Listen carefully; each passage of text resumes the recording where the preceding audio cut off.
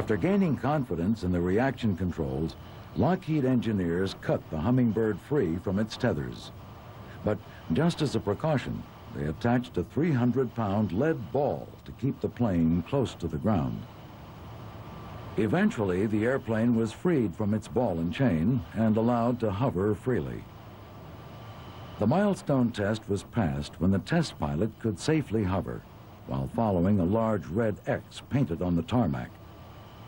The Hummingbird hovered with its nose pointing skyward because the thrust ejectors in the fuselage were angled 12 degrees aft.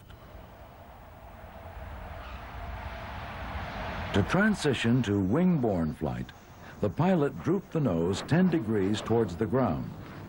With the nose lowered in this position, the thrust ejectors were now pointing 22 degrees aft. This caused the plane to accelerate forward. At 70 knots, the pilot pitched the nose up 30 degrees and diverted the thrust from one of the engines from lift to cruise. With the engine exhaust diverted aft, the fuselage doors were closed and the plane was flying.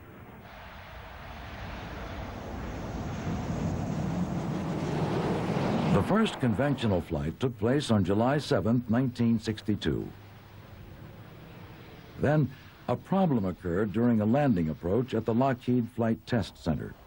While coming into land, the pilot was unable to control the plane in roll. He somehow kept it from flipping over and managed to land at the expense of the undercarriage.